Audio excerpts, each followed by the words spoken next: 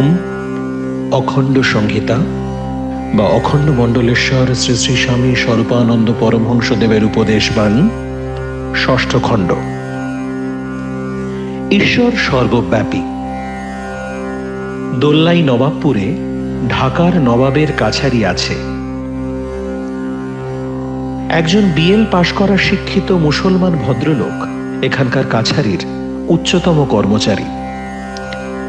শ্রী শ্রী বাবামণি শ্রীযুক্ত সুধীর কুমার বন্দ্যোপাধ্যায়ের ভবনে আসিয়াছেন জানিয়া তিনি শ্রী শ্রী বাবামণির সহিত ধর্মালাপে রত হইলেন। ভগবানের সর্বব্যাপিত্ব সম্বন্ধে কথা উঠিল।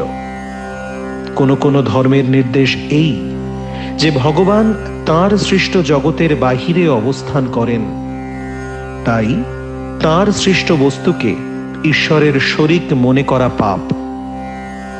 শ্রী শ্রী বাবামণি বলিলেন, সাধারণ স্রষ্টা যেমন মানুষাদি তাদের সৃষ্ট বস্তুর ভিতরে অবস্থান করেন না, এরূপ বলা চলে। যেমন শরৎ চট্টোপাধ্যায় আর রাফেল তাঁদের লেখা বইতে বা চিত্রেতে নেই, এ কথা বলা চলে।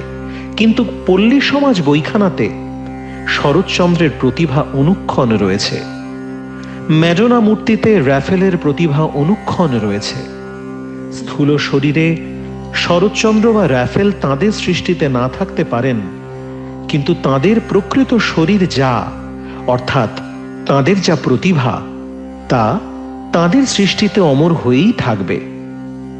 ভগবানের স্থূল শরীর নেই বলা যেতে পারে, কিন্তু তাঁর একটা অস্তিত্ব আছে। সেই অস্তিত্বের যে প্রতিভা, তা তাঁর সৃষ্টিতে প্রকাশ পাচ্ছে। ভগবান যদি জগতের বাইরে কোথাও গিয়েও অবস্থান করেন, তবু তাঁর বুদ্ধি, শক্তি বা ইচ্ছা এই জগতের প্রত্যেকটি আশ্চর্য পরিবর্তনের মধ্য দিয়ে কাজ করছে। কিন্তু ভগবানের বুদ্ধিকে, তাঁর শক্তিকে, তাঁর ইচ্ছাকে কি তাঁর কাছ থেকে পৃথক করে নেওয়া যায়? তাঁর বুদ্ধি, তাঁর শক্তি, তাঁর ইচ্ছা তাঁরই অংশ। সুতরাং বুদ্ধিরূপে, শক্তিরূপে, ইচ্ছারূপে তিনি তাঁর সৃষ্টির মধ্যেও অবিরত বিরাজ করছেন। তাঁর বুদ্ধিকে, তাঁর শক্তিকে যে ভজনা করে, তার ভজনার রীতি যত মূর্খচিতই হোক, সে তাঁকেই ভজনা করে।